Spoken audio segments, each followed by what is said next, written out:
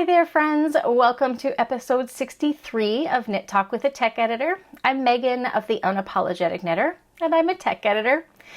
If you think you're seeing things, yes, I am wearing the same sweater as I did from my last video. Then there's a good reason. I don't wear it every week, I promise.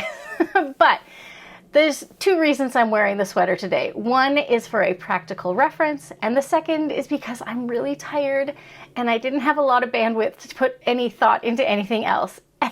And I thought it would be worth sharing it with you because part of being here is getting to know me and being part of my world, so you get to share in the joy of it with me. So my husband came home around 11:15 last night after a curling match and was very sweet and took the dogs outside for their last potty break for the evening. And there was a run-in. So I have two dogs. I've got Moo, who is a super sweet Chihuahua, Pomeranian, Rat Terrier mix, and there's like 4 other breeds in there, but they're irrelevant. Those are the ones that he is. And then Sweet Callie is our 7.5-pound Chihuahua. And this sweet 7.5-pound Chihuahua decided to have it out with a skunk in our backyard last night. In his panic, my husband corralled the dogs back inside as fast as he could, but the damage had already been done and Callie got hit. So I went down to smell her to see if she'd been hit. She had, which means I inhaled so much skunk smell. And then my husband scooped her up to take her to the garage to clean her without considering that she was covered in this smell. So not only did he walk through our entire house except for our 2 offices to get from the back door where the dogs came inside to the garage door, but he covered himself in it. So we spent the next hour and a half, more than 2 hours. It was 1:05 by the time our heads hit the pillow last night, trying to get the smell off the dog, trying to wash everything that he wore, and then get the smell just out of the house. And I know we're not done. Let's just put it that way. It still smells kind of skunky. And then, of course, we were up really early today to start our workday. So anyway, all that to say, we got about 5 hours of sleep last night, so we're pretty tired. But that is not why we're here today. All that to say, though, the story is this is going to be a short episode because I am exhausted, but it's something that I thought was worth sharing, and it was relevant to the sweater that I just happened to wear last week. Okay, now we've come full circle. So today's question was a write-in, and it was simply, what causes and how do I avoid the hump or the bubble that runs horizontal under my front neckline? There are a couple of reasons it can occur. I don't know which experience or which reason is causing this particular knitter's problem, but I figure it's worth talking about the 2 most common causes and how to help it. So first and foremost, I want to step back and just adjust this sweater that I'm wearing. So I did wear it last week for a particular reason, to talk about trying on your yoke. The second reason, the reason I'm wearing it today is because this is a raglan sweater that has no short row shaping in it.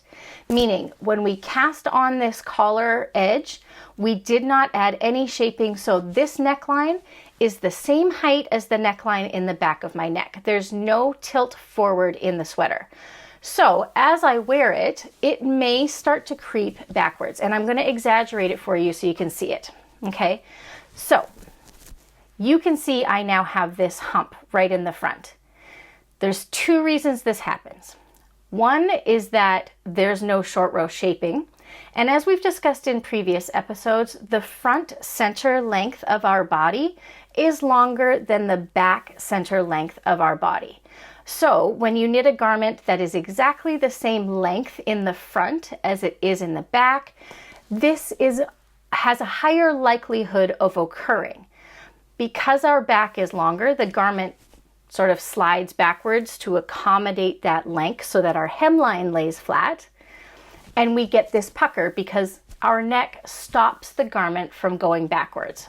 So if you just keep pulling it up, it's just going to keep folding. And even if I put my arms down and I relax, it doesn't disappear because the garment naturally wants to stay backwards.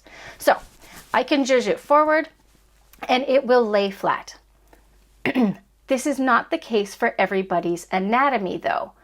So the other reason this can occur is even if you have a garment with short row shaping in it, which would pull, I'm just going to exaggerate it again, pull the neckline forward because the garment tilts forward because the back is the right length to account for our longer back of body length, it will round down.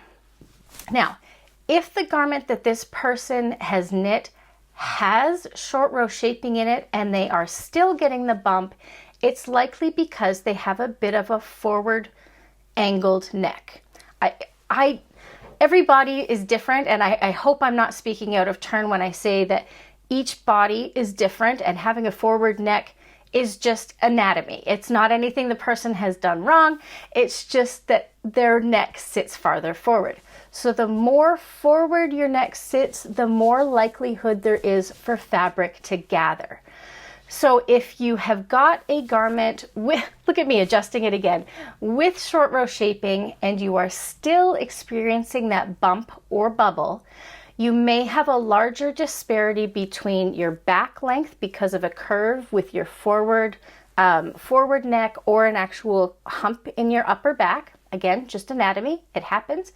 So the greater the difference is between that back length relative to your front length, the greater likelihood there is that you will get a bump or a bubble here. So to combat that, you can do a couple of different things. The first is to add more short rows to the back of your garment if you can. If you're working something like a drop shoulder where the seam is at your top shoulders, you're not really adding short row shaping in the same way. So it's creating an allowance for the slope in your shoulders more than it is giving you a drop in your neckline. So adding short rows on a flat seam type garment or a flat yoked type garment isn't necessarily going to fix that.